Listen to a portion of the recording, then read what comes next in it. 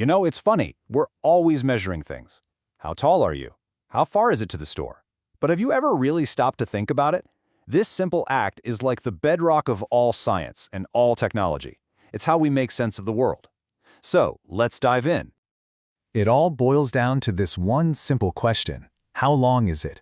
Think about it. That question connects a little kid wondering if their toy will fit in a box, a tailor making a suit, and an astronomer trying to figure out the distance to a galaxy light years away. It seems so easy, but getting the answer right has been one of our greatest adventures. For most of human history, we just used the tools we were born with. Our own bodies. A handspan, a foot, an arm's length.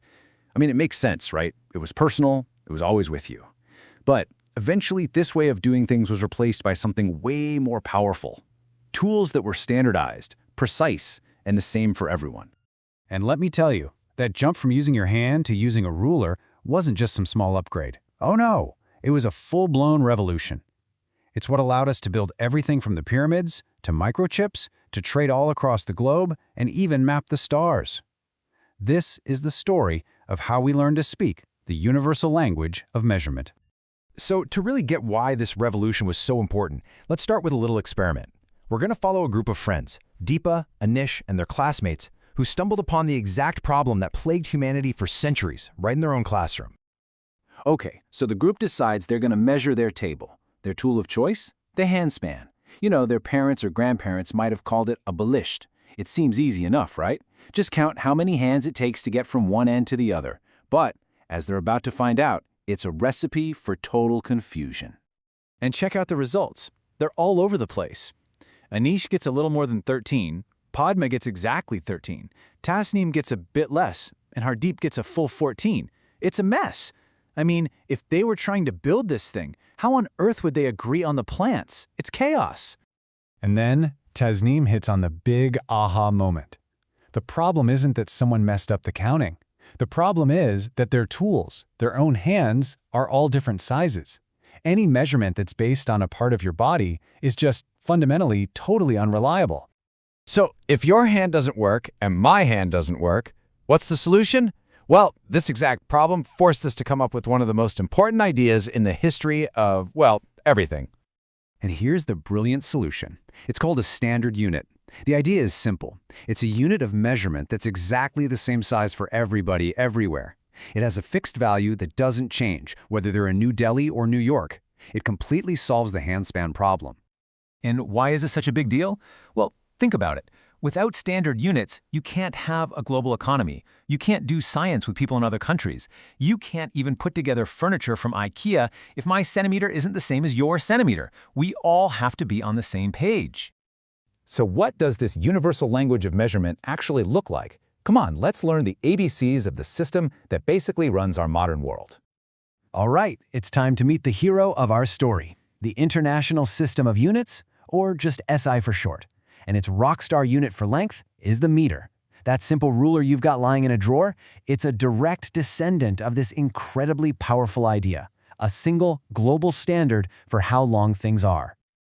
And the absolute beauty of this system is how simple it is. It's all based on the number 10. Everything just scales up or down so cleanly. 1,000 meters is a kilometer. A meter is 100 centimeters. A centimeter is 10 millimeters. No weird fractions or crazy numbers to remember. It's just simple, elegant math. Okay, so we've got the perfect tool, right? Well, not so fast. Having the tool isn't enough. You gotta know how to use it right. Because even with the perfect ruler, little mistakes in how you measure can cause some pretty big problems. So there are two really critical things to remember. First, you have to place the scale flat, right up against the edge of what you're measuring. Second, and this is a big one, you have to avoid something called parallax error. See, if you look at the ruler from an angle, the number looks like it's in a different spot. To get a perfect, accurate reading, your eye needs to be looking straight down on it. But hey, what happens if your ruler's busted? You know, the zero mark at the end is all chipped off. No problem at all, there's an easy trick. Just line up the start of your object with any clear number, like say the 1 centimeter mark.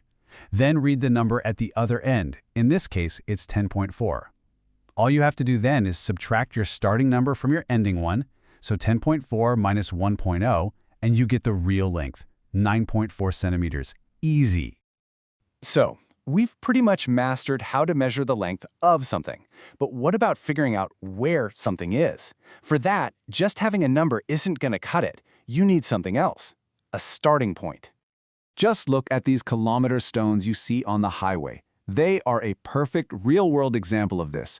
The sign doesn't just say 70 kilometers. That would be meaningless. It says Delhi 70 kilometers. Every single one of these measurements is tied back to a common starting point, the 0-kilometer mark, which might be right at a famous landmark. And that special starting point has a name. It's called a reference point. It's the fixed anchor that all your other measurements are based on. A distance without a reference point is just a random number floating in space. But a distance with a reference point tells you exactly where you are. And right here, this is the moment where it all clicks into place. Everything we've just learned, using standard units to measure distance and using reference points to know our position, those are the essential building blocks for describing, well, everything that moves in the entire universe.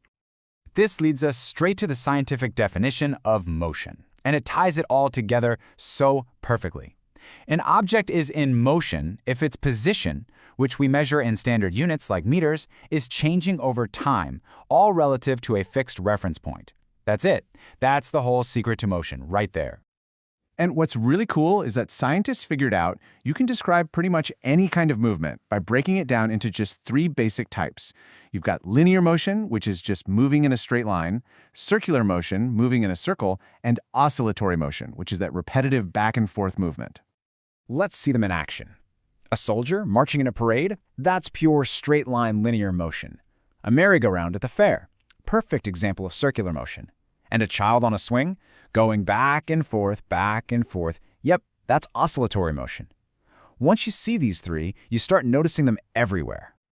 So, there you have it. We've gone all the way from a totally confusing handspan to an amazing, elegant system that lets us describe precisely how anything moves, from a tiny ant to a giant planet. But that just opens up the next big question, doesn't it?